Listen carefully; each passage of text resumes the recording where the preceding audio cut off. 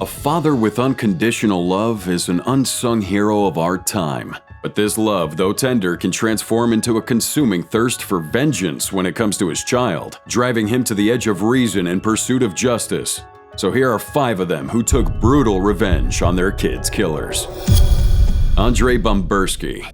July 9, 1982. Bambursky's sick daughter was injected with a strange chemical substance, and just a couple of hours later, she was dead. Her death became even more of a mystery when during her autopsy, semen was discovered around her genitals, raising questions around what exactly happened to her. You see, back in the 70s, the Bambursky family lived in Morocco. However, Andrei's wife, Daniele Gonin, started this affair with Dieter Krumbach, a physician working for the German consulate. When the family relocated to Peshbusk, France, Krumbach began living in nearby Toulouse and carried on the affair with Daniela. And just 1 year later, she left Bambursky for her lover. The couple got divorced, and Gonin married Krumbach. Nonetheless, the ex-couple shared custody of their 2 children, Kalinka and Nicholas. And everything was fine until the summer of 1982, when their daughter Kalinka went to stay with her mother and Krumbach in Germany. That, my friends, was when the real tragedy began. July 9, 1982. Dieter Krumbach insisted on injecting Kalinka with an iron supplement he often gave out to his patients, friends, and family. Initially, he said the injection was to aid tanning, but later said that it was for anemia. Earlier that day, Kalinka had complained of feeling unwell, so he gave her a sleeping tablet before administering the injection. He left her to sleep in her bedroom and didn't return until the next morning. But as he attempted to wake her up for breakfast, he noticed that she was unresponsive and called the authorities. By the time they arrived, Kalinka was confirmed dead. Now, it wasn't really her death that was the issue, it was the events that unfolded after that left many, specifically Andrei Bambursky, shocked. First off, Mr. Krumbach, a major suspect in her demise, was in attendance at her autopsy, and this autopsy revealed that Kalinka had choked on vomit while unconscious, had tearing in her genital area, and had a whitish fluid on her legs that resembled semen. There were also several puncture marks on her arms and legs. However, even with these findings, her cause of death was unclear.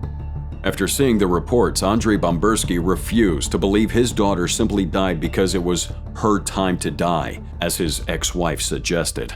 He felt strongly that Krumbach had assaulted his daughter and killed her to prevent her from speaking about that crime. Bambursky wanted to know what had happened to his daughter. I mean, he deserved to know. He put pressure on German authorities to order additional testing of her tissue, which led to forensic scientists finding out that Dieter Krumbach's timeline didn't add up. They discovered that Kalinka had fallen into anaphylactic shock, lost consciousness, and choked on her vomit almost immediately. However, they couldn't ascertain that she was raped, so no charges were brought against Krumbach.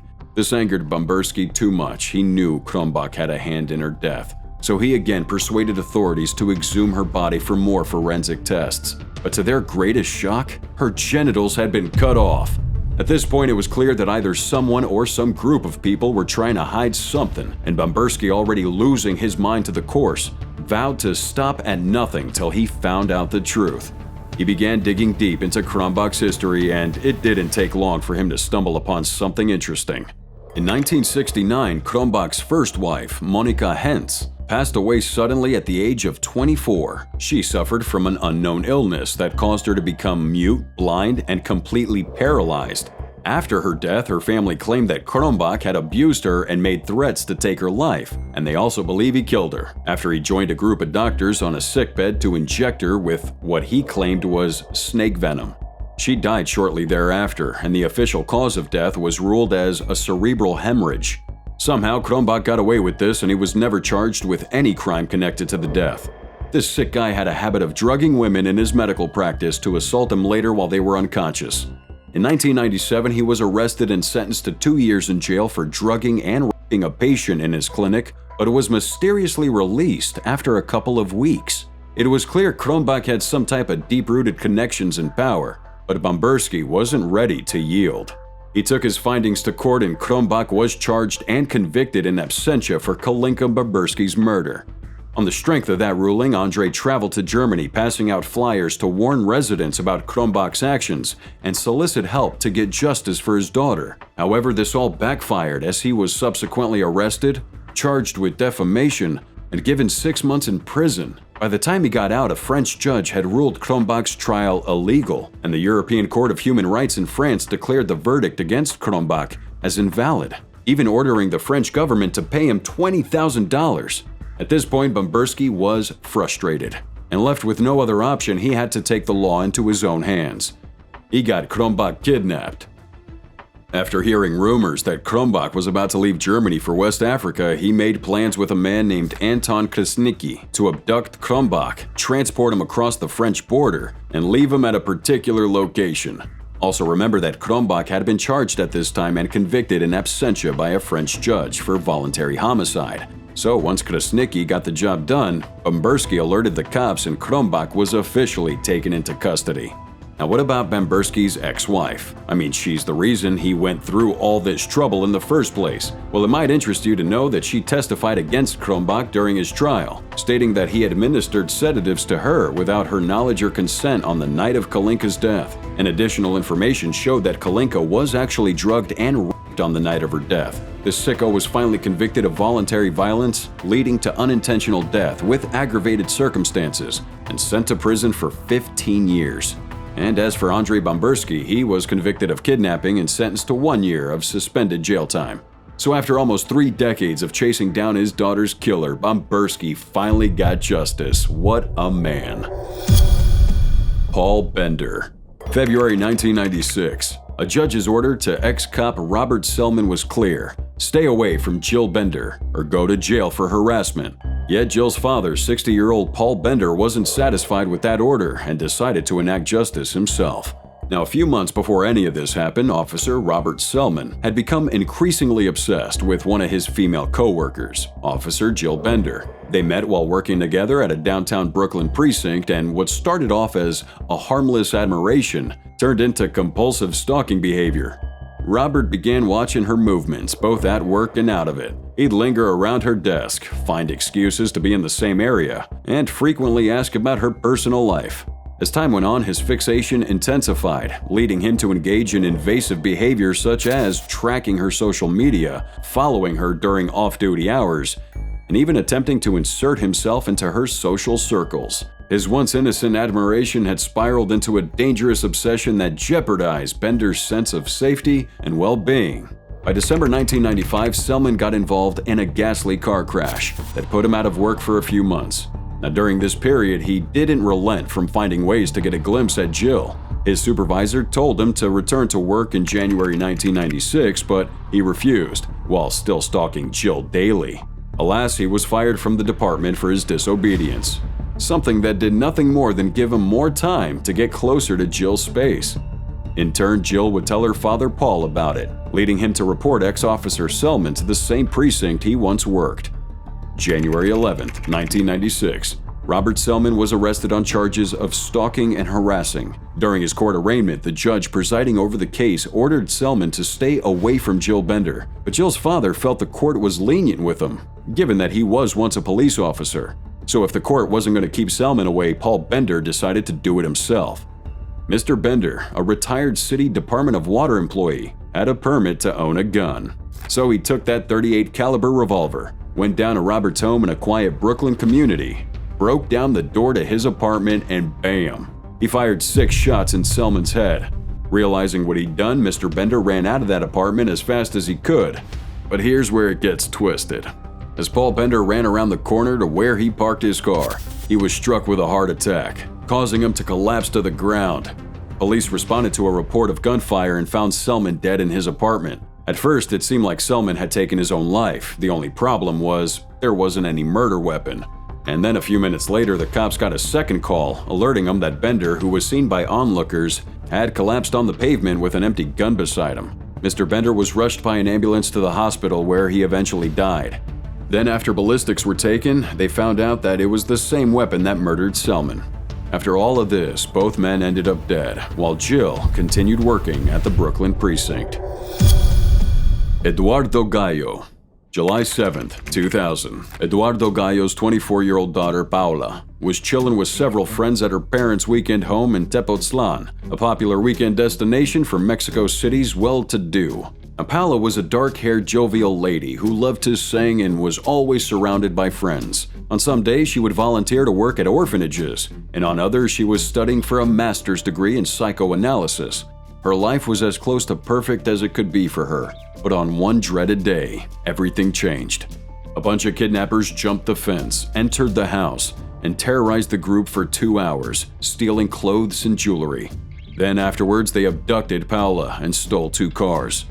Hearing the news of his daughter's kidnap, Gallo was left in despair, as only a small fraction of kidnapped victims ever made it back alive. To put that into context, Morelos, the capital city from which Paula was kidnapped, had become so rife with kidnappings and corruptions that even the then commander of the anti-kidnapping unit, Armando Martinez Salgado, was arrested in 1998 on kidnapping and murder charges. So guys, Mexico's a place where witnesses see about 1,300 kidnappings a year, but only a third of them are reported because the people simply don't trust Mexican law enforcement to get their loved ones back. And these guys aren't going to go for those small impoverished families, they target the wealthy for that hefty ransom. And because of this, well-to-do men like Gallo took precaution by hiring extra security, avoiding known kidnap routes, and even armor-plating their cars. Yet all these measures weren't enough to save Gallo from what was about to come his way. A week after his daughter's kidnapping, Gallo paid a ransom of 200,000 pesos, converting to around $18,000. However, his daughter's lifeless body was found the following day, along with 3 dead kidnappers. The father's pain knew no bounds. His daughter had been shot in the back and the neck, and he knew that her final moments must have been terrifying. About 2/3 of the ransom was found alongside the gang members' dead bodies and returned to him, but the rest wasn't recovered. The police told Gallo that the captors had shot Paula after a rival group stole the ransom and killed their colleagues. 4 surviving members of the gang were consequently arrested, but the state prosecutor's office wasn't ready to prosecute them. It didn't make any sense, and this poor father sensed that something was off. Firstly, he believed that the arrested kidnappers executed Paula in retribution for the killing of their accomplices. And besides, the claim that some group stole the ransom really didn't add up. There was no evidence to back that. Eduardo became suspicious, thinking it may be the police or their associates, who turned up to intercept the cash, resulting in a shootout that claimed Paula's life. And those suspicions were confirmed when Morelos authorities leaked false stories suggesting that he'd organized a failed rescue mission with his own gunmen, resulting in the bloodbath. Nonetheless, he still tried getting cops involved, but their makeshift investigation was riddled with errors and lots of corruption. When a car stolen during the kidnapping was recovered months later, police refused to conduct a thorough forensic test because it was raining, and it was only when Gallo went to the higher-ups that the tests were eventually carried out. Strands of his daughter's hair were found inside that vehicle, which probably was very important evidence for this case, but it was blatantly overlooked. Again, the clothes his daughter wore at the time of her abduction vanished before being taken for forensics. The goods stolen during the kidnapping were also kept by the police, and no fingerprints were taken at the vacation house after the kidnapping. At this point, Eduardo figured out that if he sat around and waited for cops to do their job, his daughter's killer would never get punished. So he closed down shop, put on his detective hat, and went after the killer himself. For the next year, Gallo disguised himself as a second-hand clothes salesman to tour the villages in the neighboring state of Guerrero, where he believed the kidnappers had family connections. And after around 15 months of putting in the work, he found something vital: the payphone that his daughter's killer used to keep track of other gang members. Luckily for Gallo, a new governor willing to look into this case had assumed office, allowing him to get the much-needed aid from law enforcement to track down this killer. By June 2001, Gallo and a few officers finally tracked somebody down to his house and apprehended him. He was identified as 28-year-old Francisco Zamora Arellano, and Arellano confessed just a few days later to killing Paula, bringing to an end Gallo's blazing hunger for justice. Paramjeet Singh and Ram Naresh. April 2014, Paramjeet Singh's daughter was raped by a 17-year-old teenager named Parminder Singh. Even though they had identical surnames, they weren't related. But these guys were about to have an encounter that would change each person's life forever. Paramjeet, obviously infuriated by the depraved acts committed by Parminder, took law into his own hands by chopping off Parminder's hands. For some context, Parmjeet's wife caught Parminder Singh molesting their daughter, leading to his arrest and court hearing. On April 19, 2016, Parminder was taken to court for those actions, but while there, Paramjit did something quite confusing. He forgave Parminder Singh and offered him a compromise deal and a motorcycle ride to Bathinda courts to give effect to the agreement. Now, we don't know what that means, and neither did anybody in court that day. Nonetheless, Parminder accepted that agreement, but accepting it came with its own catastrophe. Mr. Singh invited Parminder over to take the motorcycle, but once he got there, Mr. Singh spiked his drink, tied him up, and launched a brutal attack on him by beating the living daylight out of his body. He would then take out a machete and cut off both his hands from his wrists, before leaving the teenager to bleed to death. Luckily for Parminder, though, he was discovered by villagers after he'd fallen unconscious. He was taken to the hospital where doctors were able to save his life, but they couldn't really do anything about those hands. The following day, Parmajit was arrested for attempted murder and punished under Section 307 of the Indian Penal Code. Some say that maybe his actions were justifiable and even blamed India's judicial system for not protecting the child, while others believe Parmajit Singh acted way out of pocket and should have followed the law. However, still in India, and just like the case of Singhi, Ram Naresh avenged the killing of his son, but in this case, he took things to a deadlier level. August 2016, Lalit Shakya was hacked to death in Mainpuri, India. The perpetrator was a man named Ram Naresh, whose son, also 11, was accidentally killed by Lalit Shakya's father. Now, before his death, Lalit had gone to his father's farm to collect some produce. However, he never returned home. Later on, a search led to the discovery of his body with injury marks on his neck and numerous bruises all over. The entire town was puzzled for days, wondering who would have wanted him dead. But it didn't take long for the truth to surface. Apparently, the boy's uncle, Kamlesh Shakya, had overheard Ram Naresh, a resident of a nearby village, making threats to avenge his son's death after his son was accidentally murdered during a celebratory event. And true to his words, he went ahead to kill the son of the man who killed his own son. The crazy twist here is that the members of their community had summoned both families and had tried to resolve the matter by convincing Ram Naresh that his son's death was accidental, and Harvilas, the man who pulled the trigger, had no intentions to harm him. However, Ram was adamant and kept saying that he would avenge his son's death by killing Harvilas' child, and once he did, he fled from town, leaving Indian authorities without a clue about his whereabouts. On the other hand, Harvilas couldn't get out of jail on parole for his son's last rites, while his family blamed him for the loss. Leon Gary Plauché. March 16, 1984. Gary waited at the airport for Jeff Doucet, the man who had kidnapped his son Jody, and the moment Plauché had Doucet in his sights, Gary pulled out his gun and shot him in the head. Let's go back a bit. Plauché was born and raised in Baton Rouge, Louisiana. He briefly served in the U.S. Air Force, where he earned the rank of staff sergeant, before becoming a salesman and a part-time cameraman for a local news station. He got married and had a son named Jody, setting him up for a life of peace and quiet. However, one day, it all went to shit.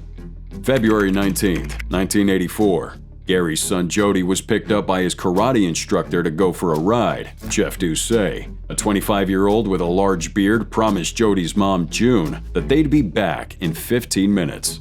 June didn't doubt Jeff because she really had no reason to. Jeff instructed 3 of her 4 children in karate and was trusted in the community. He also enjoyed spending time with the boys, and they enjoyed spending time with him. How could June Plauché know that Jeff wasn't actually taking Jody on a ride, instead taking him to the West Coast, more specifically LA? On the way there, Jeff shaved his beard and dyed Jody's blonde hair black. He hoped to pass Jody off as his own son while hiding away from law enforcement, which he expected to be on his tail soon. Doucet and Jody checked into a cheap motel in Anaheim, California, just a short walk away from Disneyland. And inside that motel room, Doucet sexually assaulted Jody. This went on for 10 days and even became the focus of a nationwide manhunt. Jody requested to speak with his parents, which Jeff agreed to, and that phone call was all the cops needed to track their location. With the surrounding cell towers of that motel, less than 24 hours later, Jeff was arrested and placed on a flight back to Louisiana. Mike Barnett, a Baton Rouge sheriff's major who had helped track down Jeff and was friendly with Gary Plauché, took it upon himself to tell him what the karate instructor did to his son. As every parent would react, Gary was devastated, horrified to say the least. Though his son had been found, he was still on edge. He spent the next few days inside a local bar, the Cotton Club, asking people when they thought Ducey might be back to Baton Rouge for trial. A former colleague from WBRZ News, who happened to be out for a drink, told Gary that Jeff would be flown in on March 16th via American Airlines Flight 595. And that right there is exactly what he needed. On said day, Gary drove to the Baton Rouge airport. He entered the arrivals hall wearing a baseball cap and a pair of sunglasses. With his face hidden, he walked over to a payphone and made a quick call.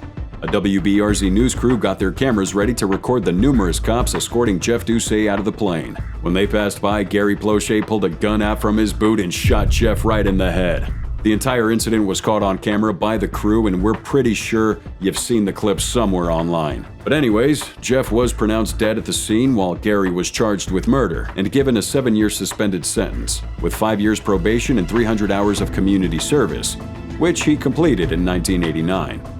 Gary sadly passed away in 2014, just 3 weeks after his 69th birthday. But to this day, his actions are still being debated. Some are calling him a true hero, and others a reckless vigilante. As for his son Jody, he hasn't moved past the incident because the internet keeps reminding him about it. Sorry, Jody. He eventually released a book titled Why, Gary, Why? And in this book, Jody related his side of the story to help parents prevent this from happening to their kids. And although he does want to leave these memories in the past, he can't help but appreciate fans who think his dad, Gary Plauché, was a true hero.